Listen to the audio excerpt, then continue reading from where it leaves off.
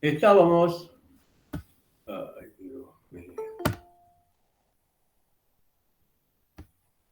Estábamos hablando de el enfoque tradicional y el modelo que habíamos trabajado.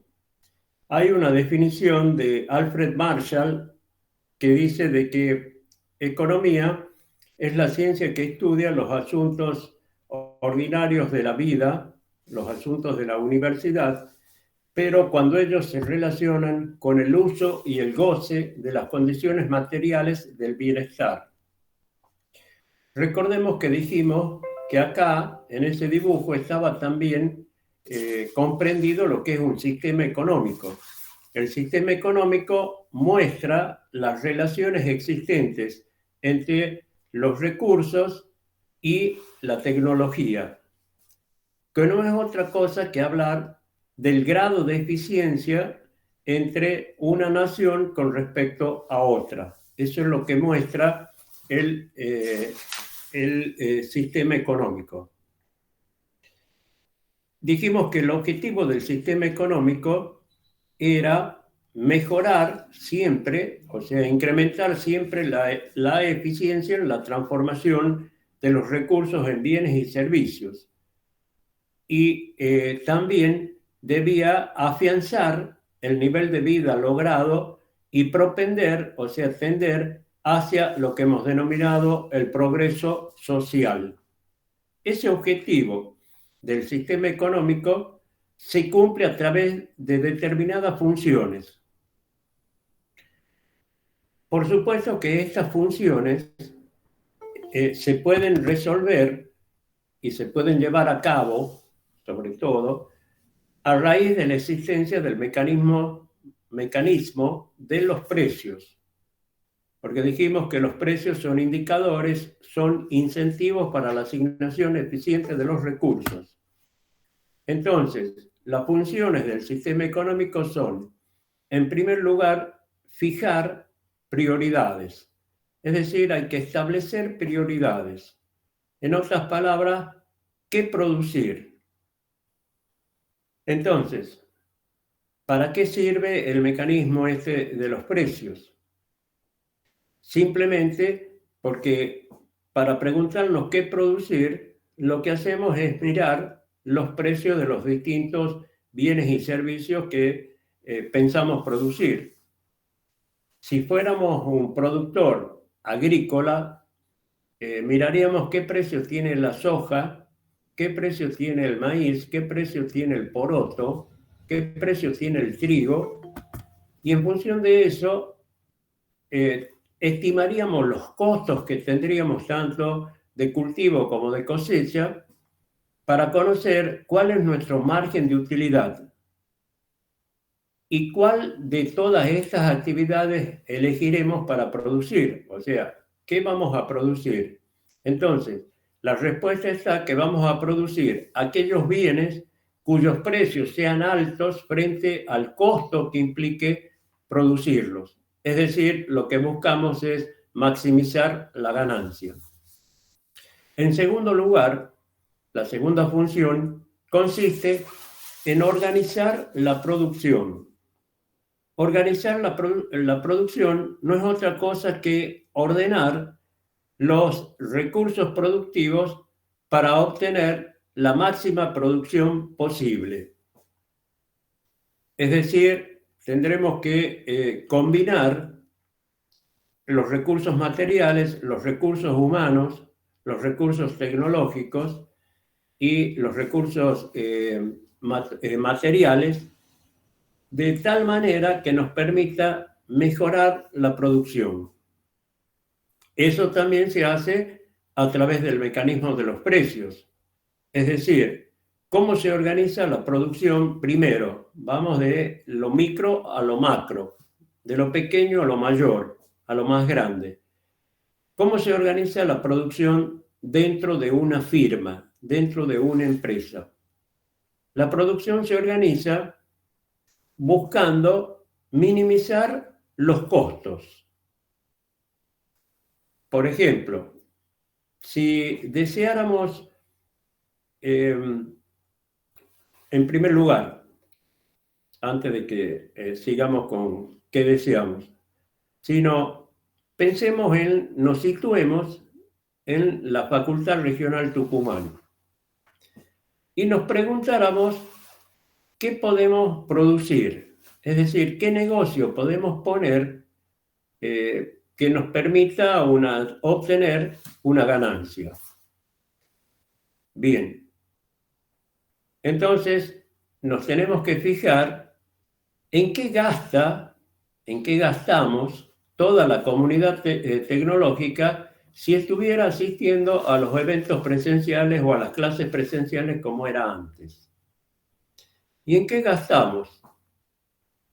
Gastamos en café con leche, en gaseosas, gastamos en sándwich, gastamos en fotocopias, gastamos en adquirir libros, gastamos en comprar golosinas, en general, chicles, chocolates, etc. Bien, ese es más o menos el espectro de gasto que tenemos cuando estamos dentro de la Facultad Regional Tucumán. Si ese es el espectro de gastos, si esos son nuestras preferencias, nuestros deseos, lo que queremos que haya allí, lógicamente los empresarios que están ávidos por invertir, una vez que conocen nuestros deseos, van a tratar de producir aquel bien que a ellos les resulte más rentable. Por esa circunstancia, en la tecnológica, tanto dentro como en la zona aledaña, nos vamos a encontrar con bares, con fotocopiadoras, con kioscos, porque esa es la manera en que gastamos nuestros ingresos. Por ejemplo, no vamos a encontrar en la zona aledaña, por ejemplo, una venta de ropa, ya sea deportiva o de vestir. No vamos a encontrar una venta de zapatillas o no vamos a encontrar una venta de automóviles. Y simplemente porque nosotros no gastamos nuestros ingresos de esa manera, sino que lo hacemos prefiriendo aquellos bienes que he nombrado. Por esa razón, más bien dicho, esa es la razón por la cual existen alrededor de la tecnológica y al frente y dentro de la tecnológica los negocios que hemos apuntado. Eso es fijar prioridades. Ahora vamos a organizar la producción. Dijimos, ¿cómo se organiza la producción dentro de una firma? Pensemos en un kiosco. ¿Cómo organizo la producción? Entonces tengo que ordenar los recursos naturales, recursos productivos. Empecemos con los recursos naturales. Tengo que buscar un local que esté al frente de la tecnológica o bien dentro. Supongamos que busco al frente. Lo primero que voy a tratar de buscar en cuanto a locales es si no existe algún pariente o algún amigo, algún conocido que tenga un parentesco con alguien que tenga un local al frente de la tecnológica. Supongamos que descubro de que hay una tía abuela que vive en la tecnológica, solo que uno no la frecuenta durante años. ¿Qué va a hacer uno? Va a golpear en la puerta de su casa y le va a decir, mire, tía, soy fulano de tal, se recuerda de mí, yo soy hijo de tal persona. Bueno, listo. Sí, pasamos. Y una vez adentro nos preguntará, ¿y qué te trae tu visita? Y mire, tía, lo que ando buscando es alquilar un local o porque deseo poner un kiosco. Como usted tiene acá una pieza que da a la calle, tiene una ventana, yo podría usar esa pieza para justamente poner el kiosco. Y yo le prometo que voy a pagar la factura de la luz, del gas, del teléfono, la factura del impuesto, el impuesto inmobiliario, el SISI de la municipalidad. Es decir, todo eso la voy a liberar a ella de pagar. Bien, supongamos que ella dice, bueno, me parece bien, listo. Ya solucioné el problema de lo que es los recursos naturales porque tengo el local. Pero ¿cómo lo solucioné? Aplicando el criterio del menor costo posible. Porque seguramente todo lo que voy a pagar yo va a ser sensiblemente inferior a lo que me cobrarían como alquiler ahí frente de la tecnológica. Bien, ahora pensemos en los recursos humanos que voy a necesitar. Entonces establezco un horario, fijo un horario. Vamos a estar abiertos desde las 7 de la mañana hasta las 23 horas. O sea, 16 horas. Vamos a hacer 2 turnos, de 8 horas cada turno. Uno de los turnos voy a atenderlo yo, por lo tanto, nos ahorramos un gasto. Pero el otro turno, ¿quién lo va a atender? Y bien, entonces le ofreceré a mi hermano, a mi primo, a mi novia, a un conocido, si quiere atender el kiosco. ¿Por qué? Porque sé que siendo ellos, lo que les voy a pagar es sensiblemente inferior o menor que lo que sería pagarle a cualquier otra persona que ocupe. Y además, la confianza que me inspiran ellos es buena, porque ustedes saben que en un kiosco un robo hormiga que se produzca implica perder una gran cantidad de plata por día hasta que uno lo descubre. Bien, solucioné los recursos humanos. Ahora vamos a los recursos materiales. ¿Qué necesito? Y bueno, necesito estanterías, necesito heladeras, exhibidores, etc. Entonces, ¿cómo hago? También bajo la premisa del menor costo posible. Lo que hago es visitar, supongamos, a la Pepsi o a la Coca-Cola y pedirle de que me den una heladera en comodato, un exhibidor en comodato. Y yo me comprometo a vender únicamente productos de la Coca-Cola. Listo, me dan la heladera, me la traen todo. Incluso puedo decirle, me lo pueden pintar al frente, poner el nombre del kiosco, pinten con pintura roja, no importa que diga Coca-Cola, pero pongan el nombre del kiosco y ya me ahorro también pintar el kiosco.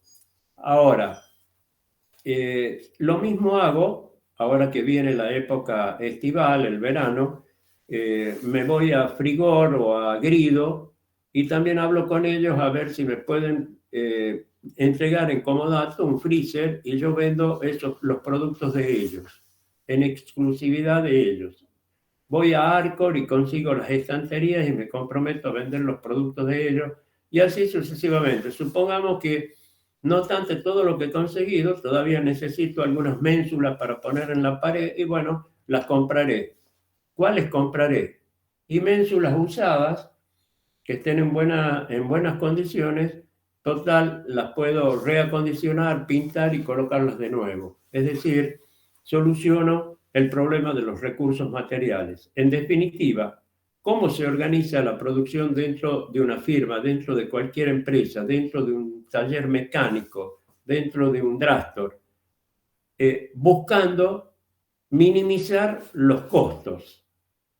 ¿Por qué? Porque justamente uno quiere maximizar la ganancia. Entonces buscará ahorrar a toda costa los costos, pisar los costos.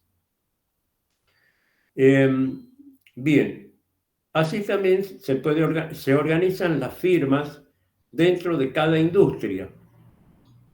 y luego también se organizan las firmas, organizan la producción dentro, dentro de las diferentes industrias, que hacen obviamente bienes diferentes, pero siempre bajo la premisa que les dije.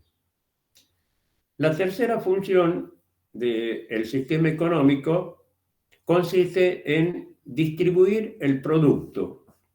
Acá no es como el modelo que hemos visto del enfoque tradicional, que sería un poco la distribución física de los bienes y servicios para ser consumidos y satisfacer necesidades, sino que acá nos estamos diciendo de qué manera se reparten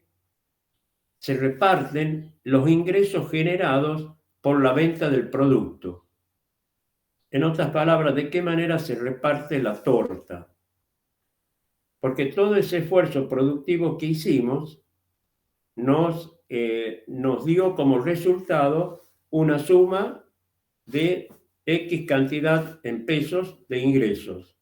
Ahora nos preguntamos cómo se reparten esos ingresos entre los factores productivos que han intervenido en la elaboración del producto. Entonces, veré cómo pagarle, por ejemplo, si usé los recursos humanos de un conocido, de una hermana, de un hermano, bien, les daré, aparte de los cigarrillos de todos los días, las golosinas que pueden llevar, de recargar la tarjeta para el transporte urbano, les voy a dar también unos pesos. Es decir, sin fijar un sueldo, pero les voy a dar unos pesos para que ellos también participen de la distribución esta de los recursos. Bien, vamos a la cuarta función, más bien dicho, que consiste en ajustar la producción ajustar la producción al consumo en los periodos cortos. ¿Esto qué significa? Que si el ritmo de consumo, supongamos de papa en Tucumán, es de 100 toneladas diarias, de repente hay una sequía o de lo contrario una inundación en donde perdemos una X cantidad, supongamos más de la mitad de la cosecha de papa. Entonces, ¿cómo se debe ajustar ese ritmo de consumo que tenemos de 100 toneladas por mes o por día a la producción? Y la manera que tiene el mercado de ajustar cuando ocurren estas cosas es justamente cuando se percibe que hay escasez de un bien, o sea, que ese bien escasea, como en este caso sería la papa, hay poca papa, lógicamente el precio sube. Y al subir el precio, muchos de los consumidores nos retiramos o, de lo contrario, consumimos menos cantidad de papas que antes o consumimos una vez en la semana o una vez cada 15 días papas. De esa manera es que el mercado y el sistema económico ajusta el ritmo de consumo al nuevo ritmo de producción. Es decir, que todo se hace, el ajuste se hace a través de los precios. Dije, cuando el mercado percibe la escasez de un bien, inmediatamente el precio de ese producto sube.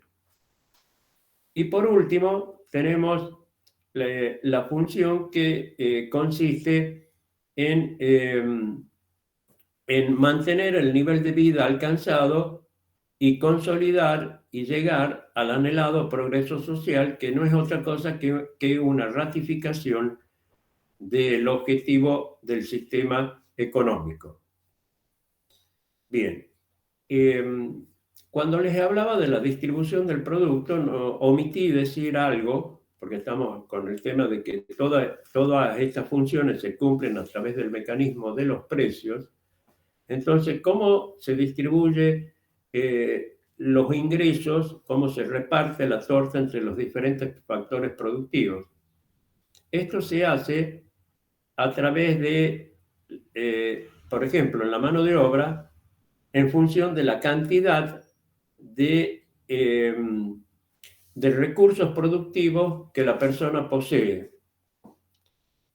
Por ejemplo, uno es graduado como ingeniero, pero a su vez tiene una maestría en administración, tiene una maestría en, en ingeniería ambiental, es decir, y a su vez muchos cursos de actualización. Entonces quiere decir que tiene un currículo importante, o sea, tiene una gran cantidad de recursos para poder desarrollar la actividad que realiza. De esa manera, si se tomara únicamente, si se tuviera únicamente en cuenta esto, quiere decir que los profesionales serían los que más ganarían dinero en el mundo. Y no es así, sino que lo que determina cuánto es lo que uno va a ganar es el precio que se paga por cada unidad de esto, es decir, el precio del trabajo técnico, de la hora hombre, es el precio el que determina eso. Y ahí está el problema, que el precio privilegia otras actividades en desmedro de los conocimientos que uno tiene y que para poder tener esos conocimientos uno ha desarrollado tanto una actividad formativa, se ha educado, se ha instruido y además tiene la experiencia necesaria, a través de los años adquirió la experiencia necesaria como para permitirle desarrollarse con solvencia en la actividad que tenga. Pero es el precio el que determina el ingreso que uno va a recibir. Y ahí está el problema. ¿Por qué? Porque encontramos que un profesor de la universidad, que está de las universidades en general, cualquier profesor, que está formando las generaciones dirigenciales del futuro inmediato, gana menos que una persona que trabaje en la legislatura o que trabaje en los tribunales, ya sea provinciales o nacionales. Y esa distorsión, ¿por qué lo es? Y simplemente por el precio. O un profesor gana menos que cualquier futbolista de la liga profesional. ¿Y para qué vamos a hablar a nivel internacional? Ya sería una ilusión. Bien, es decir, que lo que determina la manera en que uno va a distribuir los ingresos generados, es decir, de qué manera uno va a distribuir lo que se denomina la riqueza, es en función de la cantidad de recursos que uno posee, pero sobre todo por el precio que se paga por cada unidad de estos. Bien, ahora vamos a ver este otro tema que se denomina la curva de frontera de posibilidades de producción. Quiere decir que si me hablan de una frontera de posibilidades, quiere decir que hay un límite. Pero para poder entender esto, nos vamos a formular la siguiente pregunta. ¿Se puede producir de todo y de todos los bienes existentes, utilizando para ello todos los recursos productivos disponibles y maximizando la producción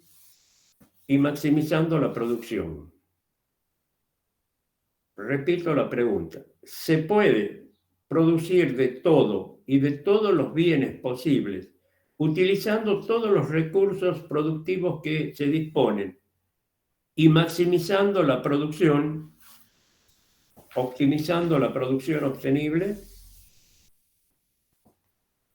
¿Qué opinan ustedes? ¿Se podrá? Yo opinaría que no, profe, porque los recursos son limitados. Ajá. ¿Quién más tiene algo para opinar? ¿Se podrá producir de todo y de todo?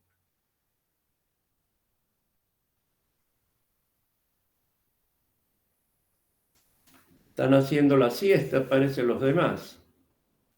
Bien.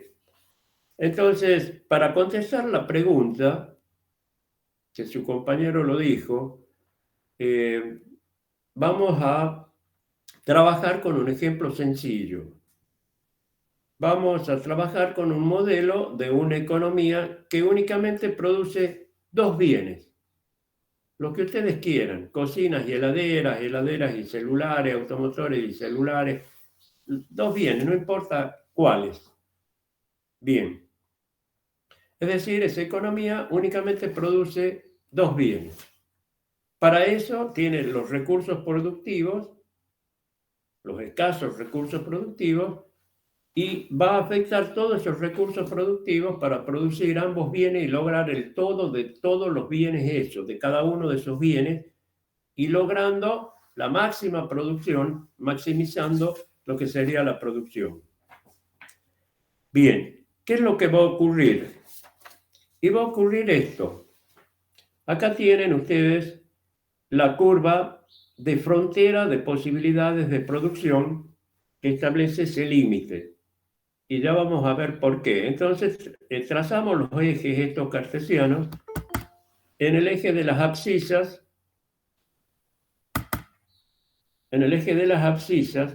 vamos a colocar las heladeras y en el eje de las ordenadas, acá pusimos los automóviles. Bien, vamos ahora a fijarnos. Si queremos producir todo de automóviles, ¿cuál sería el nivel que podríamos alcanzar? ¿Y qué implicaría?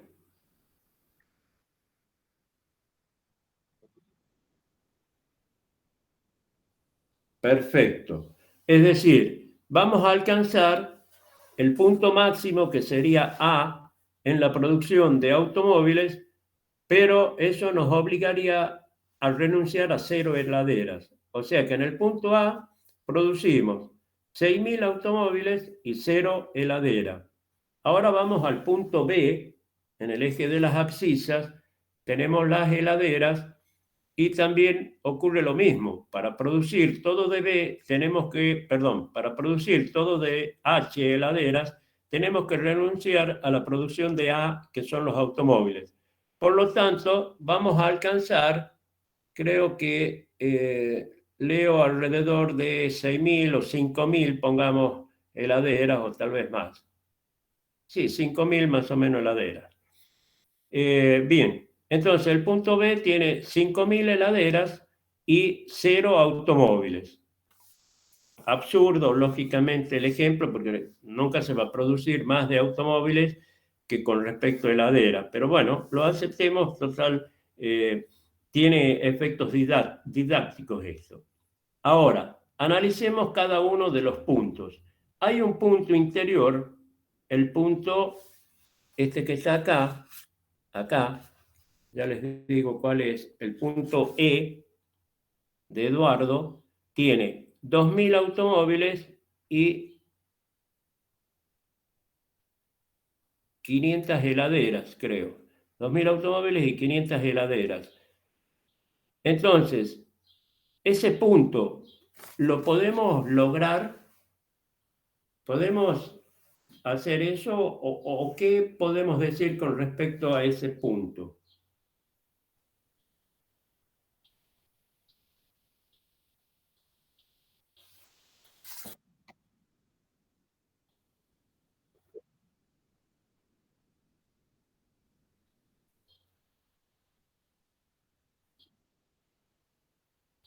Así es, como lo dijiste, Dante, ese punto, el punto F, que es un punto interior a la curva de frontera, implica, por un lado, que estamos incurriendo en capacidad ociosa, es decir, que disponemos de los recursos necesarios, pero no maximizamos la producción, nos conformamos con esa producción.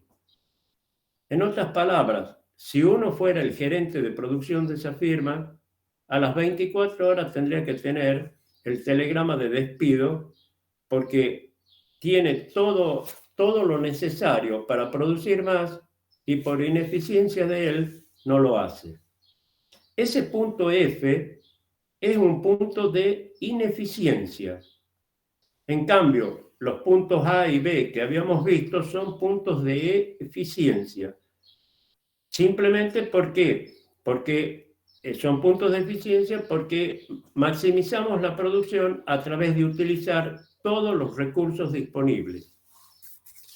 Vamos ahora con los otros puntos que tenemos. Tenemos un punto, el punto F, este que está acá, que cae fuera de la curva y que tiene, acá lo acerco, 4.000 automóviles y más de 5.000, casi 4.500 heladeras. La pregunta es, ¿se puede producir esta cantidad? Y lógicamente, como el análisis que hizo su compañero, acá ocurre lo contrario.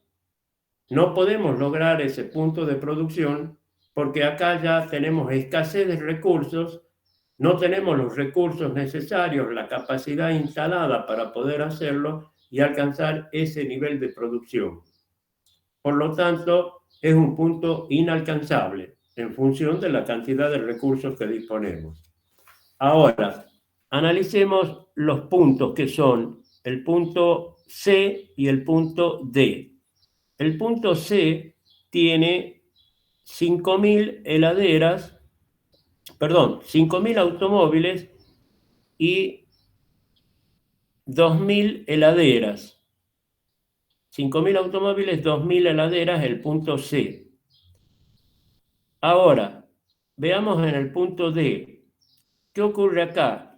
Que lo que hacemos es aumentar la cantidad de heladeras a 4.000 unidades, 4.200 unidades aproximadamente en el eje de las abscisas, pero eso nos obliga a reducir la cantidad de automóviles a 3.000 unidades. Bien, la pregunta es, ¿estos puntos son de eficiencia? Sí lo son, porque usamos todos los recursos que tenemos disponibles y maximizamos la producción. Pero estamos viendo algo muy importante, que es que si queremos aumentar, al usar todos los recursos disponibles, la cantidad disponible de un bien, la cantidad a producir de un bien, que sería en el eje de las abscisas, tenemos que dejar de producir una X cantidad de unidades del otro bien, de los automóviles, para poder producir más heladeras. Entonces, si en el punto C teníamos 5.000 automóviles y 2.500 heladeras, en el punto D tenemos 3.000 automóviles, hemos reducido en 2.000 para aumentar a 4.500 las heladeras, es decir, hemos reducido 2.000 automóviles para incrementar la producción de heladeras en 2.000. ¿Qué significa esto? Significa que el costo de oportunidad de producir 2.000 heladeras más, el costo de oportunidad de producir 2.000 heladeras más, está dado por renunciar o sacrificar la producción de 2.000 automóviles. Es muy importante esto y ahí tenemos ya la respuesta hacia el interrogante que habíamos planteado al principio, que decía, ¿se podrá producir todo y de todo usando todos los recursos disponibles, produciendo el todo de cada uno de los bienes y de todos los bienes posibles y además maximizando la producción? La respuesta es terminantemente no, porque producir más de un bien implica sacrificar unidades de otro bien. Esto nos lleva a una frase en economía que es muy importante. Y si la grabamos en nuestra frente para siempre, nos vamos a aprender a valorar nosotros mismos como personas, aprender a valorar a los demás y aprender a valorar el mundo tal como es. ¿Por qué razón? Porque en economía se dice que nada es gratis. Nada es gratis. Bien, la pregunta es, ¿por qué en economía nada es gratis? Es porque aparece lo que se denomina el costo alternativo. El costo alternativo nos dice que el costo de oportunidad de producir más de un bien cualquiera implica sacrificar o dejar de producir unidades de otro u otros bienes. Entonces, el costo de oportunidad es el sacrificio que se hace en términos de unidades, de horas, ya lo vamos a ver con ejemplos, para conseguir algo. Bien, les decía yo de que si asumimos esto de que nada es gratis en economía, lo podemos visualizar fácilmente a esto con varios ejemplos. Vamos con uno muy sencillo. Nos preguntemos, la universidad gratuita versus la universidad arancelada. Esa discusión que hubo, en realidad no sé si es discusión, entre esa maestra con ese alumno. Bien, entonces, ¿qué podemos decir de la universidad gratuita frente a la universidad arancelada? En la universidad arancelada, si cada uno pagaría una cuota, el costo estaría asumido por cada una de las personas que van a la universidad. Ese sería el costo de los estudios universitarios. En la universidad gratuita, que nosotros creemos que es gratuita, en el fondo no lo es. ¿Por qué? Porque el Estado, dentro de los recursos que dispone, tiene que destinar estos recursos para que la universidad sea gratuita. Para eso tiene que hacer los edificios, proveer de edificios, de equipamiento, pagar a los profesores, etc. Es decir, todo ese gasto. ¿Pero qué implica? ¿Cuál es el costo de oportunidad de tener universidad gratuita? El costo de oportunidad son los hospitales que se dejan de hacer como consecuencia de que esos recursos vienen acá, las carreteras que se dejan también de hacer, las viviendas que se han sacrificado para eso, o sea que se ha pagado un costo de oportunidad, pero que en realidad no lo vemos, no lo dimensionamos, porque en la vida nada es gratis.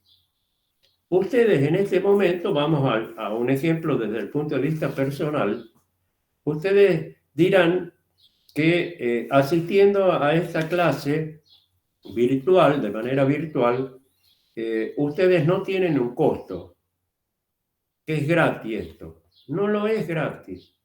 Hay un costo de oportunidad y es el costo de oportunidad de lo que ustedes sacrifican para poder estar presentes o asistiendo virtualmente a la clase. ¿Qué costo de oportunidad puedo tener? Tal vez no estar haciendo una siesta. Tal vez no estar cumpliendo un turno de trabajo o horas extras que me ofrecieron que me quede, pero decidí asistir a la clase y por lo tanto no puedo hacer al mismo tiempo ese trabajo que me van a remunerar. O en este mismo tiempo cursar otra materia. Tal vez alguno, espero que no sea el caso de ustedes, está haciendo eso, o sea, me ha puesto a mí, lo está grabando a la clase o la está grabando otro y está asistiendo a otra clase. Pero cuidado, cuando el sistema detecte que hay incompatibilidad horaria entre lo que ustedes están haciendo, el SISACAT inmediatamente los bloquea y cualquiera de los profesores, yo o el otro profesor, no vamos a poder cargar la nota y por lo tanto el tiempo lo perdieron. Así que tengan presente esto, es decir, todo tiene un costo de oportunidad. El costo de oportunidad, cuando uno se casa, el costo de oportunidad que uno paga por tener la mujer que eligió y que ella en realidad también eligió, el costo de oportunidad está dado por todas las otras mujeres con las cuales me pude también contraer matrimonio, pero que elegí esto. De la misma manera, la esposa de uno puede decir lo mismo. Yo tenía varios galanes que me andaban dando vueltas, pero te elegí a vos, es decir, pagué un costo de oportunidad también, porque tuve que desechar a todos ellos para elegirte a vos. Es decir, que en la vida nada es gratis. Todo lo que hacemos siempre implica el sacrificio de otra cosa. Si decido hacer un deporte, ir al gimnasio, estar en una hora haciendo gimnasia, el costo explícito, lo que veo, es lo que puedo gastar en zapatillas, en vestimenta, que la tengo que lavar, etc. Ese es el costo. Pero el verdadero costo es qué sacrifiqué para estar allí haciendo gimnasia. Tal vez sacrifiqué una hora de sueño porque me fui al gimnasio a las 7 de la mañana, porque a partir de las 8:30 ya tengo actividad en el trabajo o en otras partes, etc. Es decir, sacrifiqué una hora de sueño con tal de estar en el gimnasio. En definitiva, recuérdense siempre, y por eso digo así, uno tiene que aprender a quererse uno mismo y a querer y valorar a los demás, que nada es gratis. El costo alternativo dice que el costo de la alternativa elegida está dado por la sumatoria de los costos de las alternativas sacrificadas. O sea, de la o las alternativas sacrificadas. Nada es gratis. Desde el punto de vista de una provincia, analicemos macroeconómicamente, hacer un barrio implica no hacer 3 escuelas o 4 escuelas, o sacrificar una ampliación para la universidad. Es decir, que siempre hay un costo de oportunidad. Nada es gratis. Bien. Y con esto voy a terminar con este último ejemplo, que parte ya lo hemos visto anteriormente, que es el tema de la utilidad. Vamos a suponer que ustedes llegan, que la clase es presencial, llegan a la clase y yo les digo, los invito, miren, dejen todos los útiles acá y nos vamos a la cancha de básquet allá abajo y los voy a hacer trotar media hora ustedes ahora con este solcito que está calentando, que está lindo, así corren. Una vez que han corrido esa media hora, les digo, bueno, se cumplió la media hora, volvamos al curso. Y cuando están por entrar al curso, les digo, esperen un momentito, yo voy a ingresar primero, ustedes esperen y ya los voy haciendo ingresar uno por uno.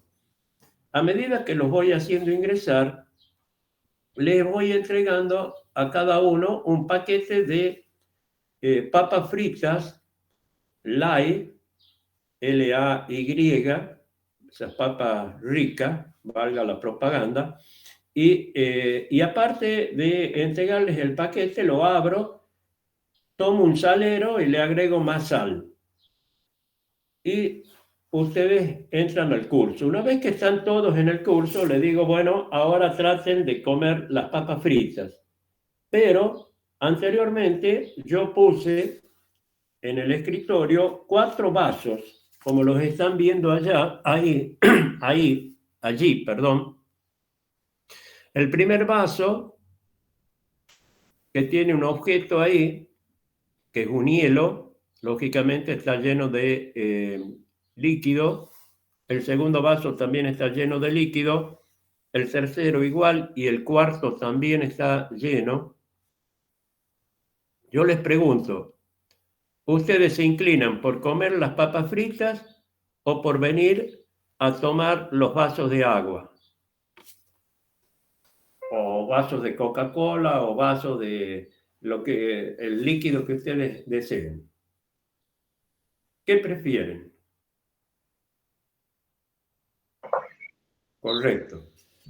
Porque al haber hecho actividad física, necesito hidratarme previamente para continuar después con cualquier otra actividad. Y es así. Entonces, lo que voy a hacer es tomar el primer vaso de agua, tomaré tal vez el segundo, el tercero ya lo tomaré más pausadamente y al cuarto lo desecharé, diré, no, no, ya está, suficiente. Otros tal vez tomarán 2 vasos de agua nada más y así todos tenemos distintas maneras, diferentes maneras de satisfacer la sed. Entonces, vamos a poner vamos a hacer esta tabla que tiene 3 columnas. La columna de la izquierda tiene las unidades, que serían los vasos de agua. La columna central es lo que se denomina la utilidad total y la columna de la derecha es lo que denominamos utilidad marginal. Utilidad marginal. Entonces, cuando tomamos dijimos que la utilidad total es el grado o nivel de satisfacción que uno experimenta al consumir unidades de un bien cualquiera. Entonces, la utilidad total del primer vaso está dada por 15 unidades. La utilidad marginal es también de 15. Pero ¿a qué le llamo utilidad marginal? La utilidad marginal está dada por el incremento que se produce, incremento o disminución que se produce en la utilidad total como consecuencia de consumir una unidad más de un bien cualquiera. Entonces, la utilidad total se ha incrementado en 15 unidades en esa primera unidad. En la segunda unidad, con las 2 unidades en conjunto, la utilidad total es de 19. A ver, que mire bien si he puesto 19. Perdón, dije mal y no me han corregido ustedes. Decía 15 unidades en el primero y es 12. Que acá veo al revés yo. Entonces, volvemos. La utilidad total de la primera unidad es 12. La utilidad marginal también es 12.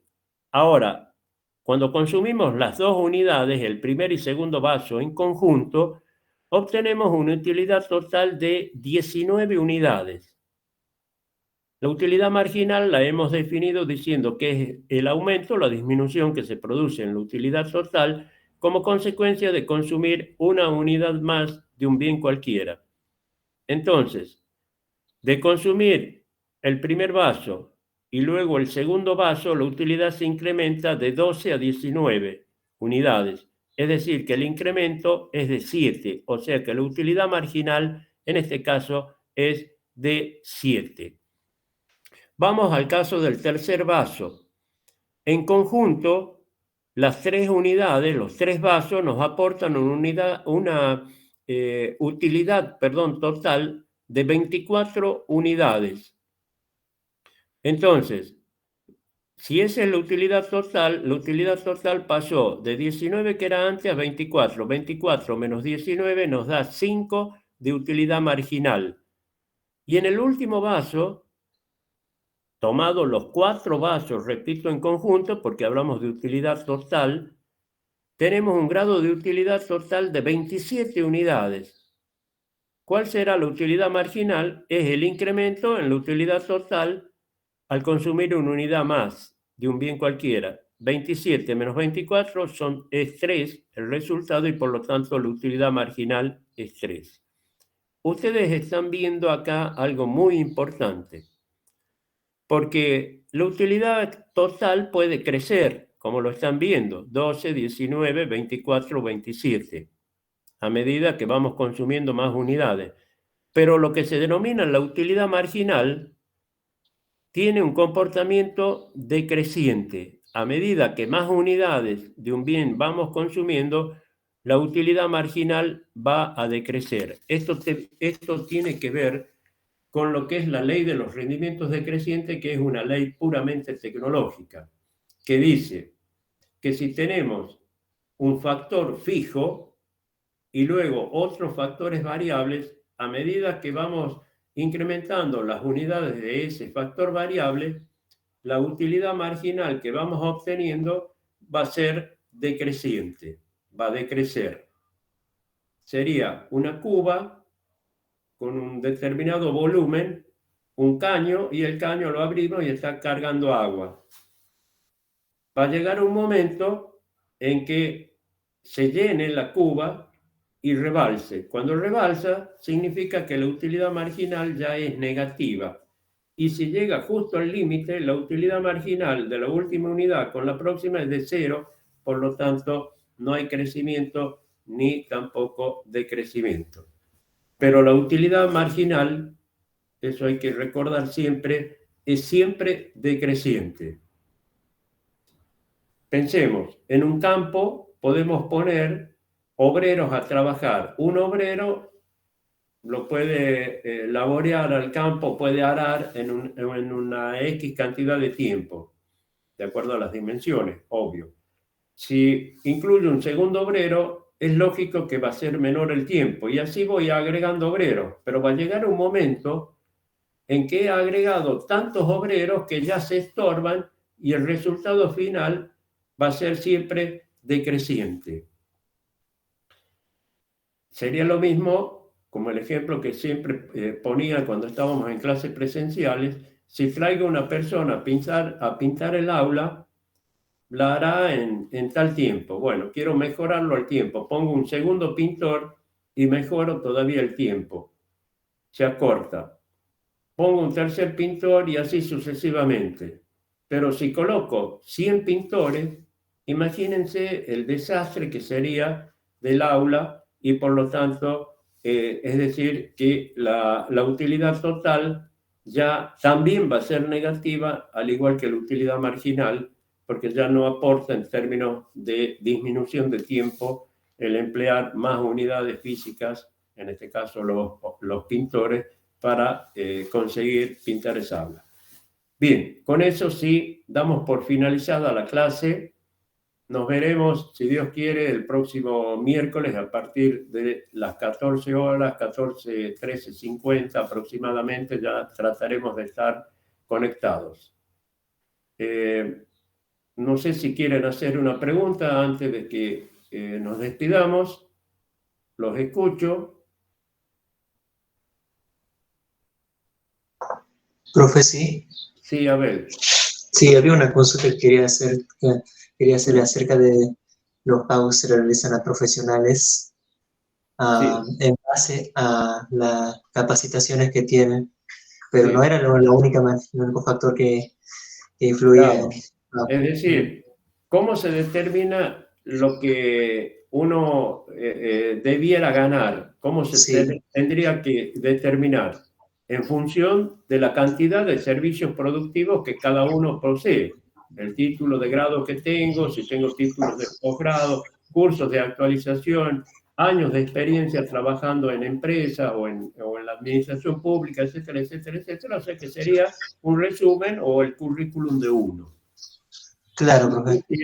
De esa manera que aquel que esté más capacitado debiera merecer ganar más. Pero no es así, porque el otro factor que determina lo que una persona va a ganar es cuál es el valor o el precio que se paga por cada unidad de esos servicios productivos que uno posee.